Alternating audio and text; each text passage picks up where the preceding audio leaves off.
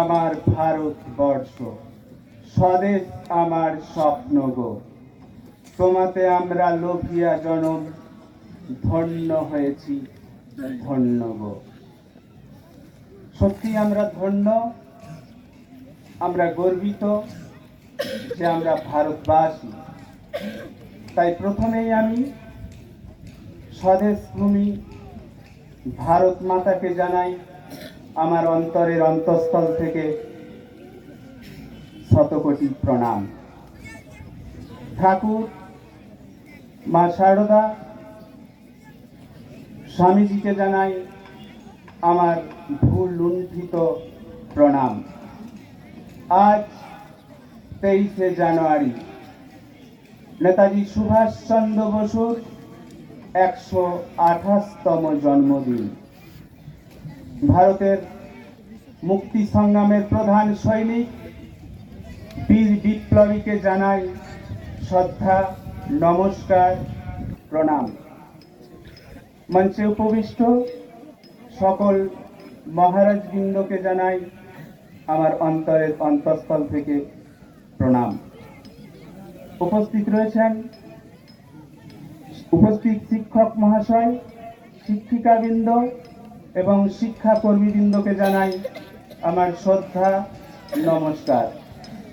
উপস্থিত অভিভাবক, অভিভাবিকাবৃন্দকে জানাই শ্রদ্ধা, নমস্কার। আমার সামনে উপবিষ্ট আমার ছাত্র ভাইদের জানাই স্নেহ, ভালোবাসা এবং শীতের উষ্ণ অভ্যর্থনা।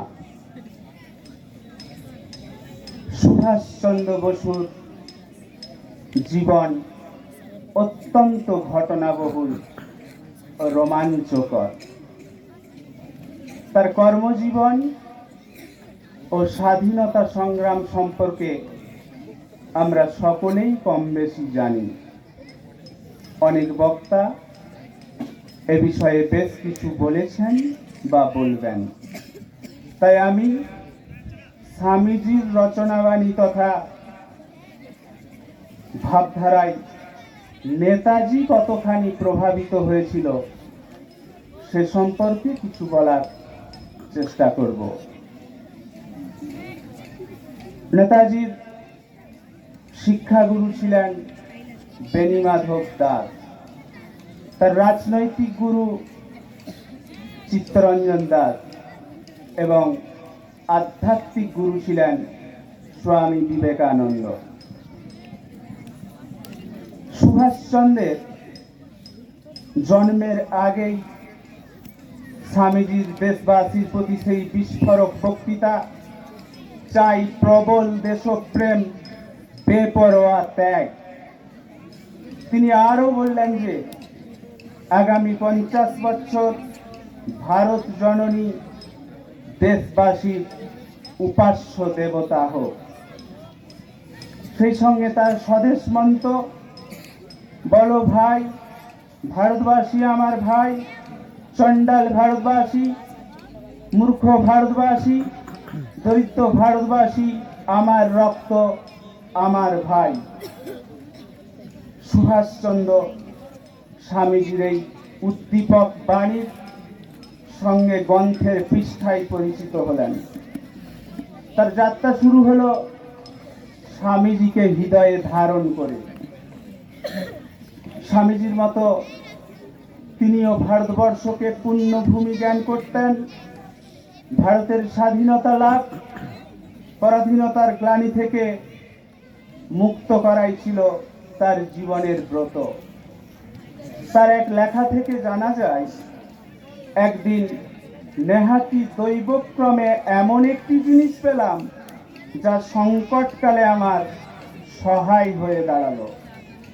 আমার এক আত্মীয়ের লাইব্রেরিতে চোখ বোলাতে বোলাতে নজরে পড়ল স্বামী বিবেকানন্দের রচনাবলী। বিবেকানন্দ প্রদর্শিত পথেই পেলেন তার ভাবনার উত্তর। সুভাষচন্দ্রের আত্মজীবনী ভারত পথিক।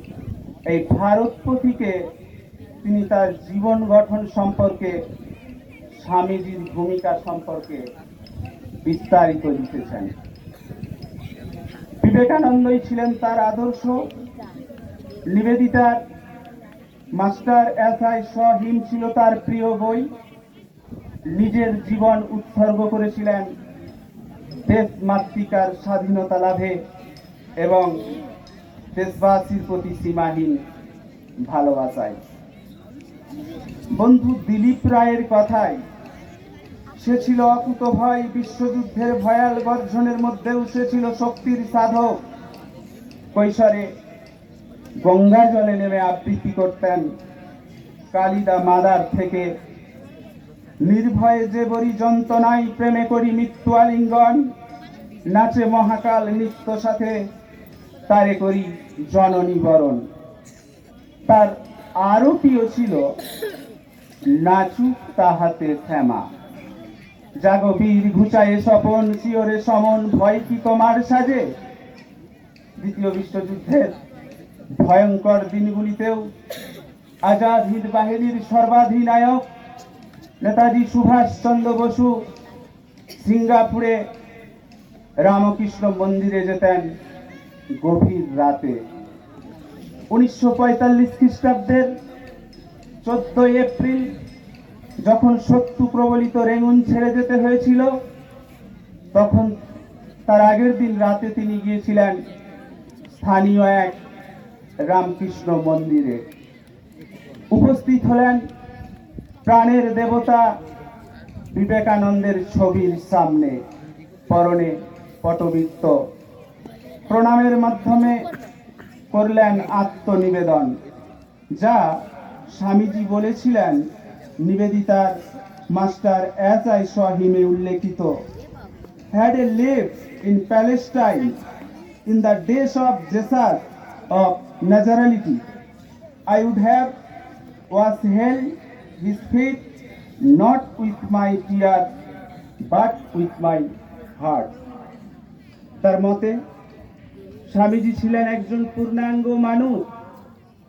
তিনি ত্যাগে বেহিসেবি, কর্মে বিরামহীন, আর সেবাই ছিলেন সীমাহীন। সুভাষচন্দ্রের কথা, আজ যদি তিনি জীবিত থাকতেন তবে নিশ্চয়ই তিনিই হতেন আমার গুরু। যা হউক, যতদিন জীবিত থাকিব ততদিন একান্ত অনুগত অনুরক্ত থাকিব। পরবর্তী সময়ে স্বামীজির পতাকাবাহী যদি কেউ থেকে থাকেন তবে তিনি সুভাষচন্দ্র বসু। 23শে জানুয়ারি আসে, আবার চলে যায়। তার জন্মদিন আমরা গৌরবের সাথে পালন করি, শ্রদ্ধা করি, তার আদর্শের আলোতে আলোকিত হবার আশা পোষণ করি। কিন্তু আমাদের দুর্ভাগ্য, এই মহাজীবনের শেষ অঙ্কের কথা আজও আমাদের কাছে অজ্ঞাত। এ আমাদের দুর্ভাগ্য না লজ্জা? এই প্রশ্নের উত্তর দেশের ছাত্র তথা যুব সমাজ এবং দেশবাসীর কাছে কোনোদিন কি মিলবে না? স্বামীজির সেই কথা স্মরণ করি, আমি স্থূল শরীরে না থাকলেও আমার শক্তি সর্বদাই আমাদের সাথে থাকবে। সেই রকম সূক্ষ্ম শরীরে যদি কোথাও থেকে থাকেন নেতাজি, তাকে আমরা প্রণাম জানাতে চাই। তারই একটি প্রিয় গান যা তিনি প্রায় গাইতেন, তব নিম্ন তব চরণ নিম্নে উৎসবময়ী শ্যাম ধরণী সরসা, তব চরণ নিম্নে উৎসবময়ী শ্যাম ধরণী সরসা। জয় ঠাকুর, জয় মা, জয় স্বামীজি, জয় নেতাজি, জয় হিন্দ, বন্দে মাতরম। ভারত মাতা কি, ভারত মাতা কি, ভারত মাতা কি, নেতাজি কি, নেতাজি কি, নেতাজি কি, বন্দে মাতরম, বন্দে মাতরম, বন্দে মাতরম। সকলকে যথাযোগ্য স্থানে আবার শ্রদ্ধা ভালোবাসা নমস্কার জানিয়ে আমার ক্ষুদ্র বক্তব্য শেষ করলাম।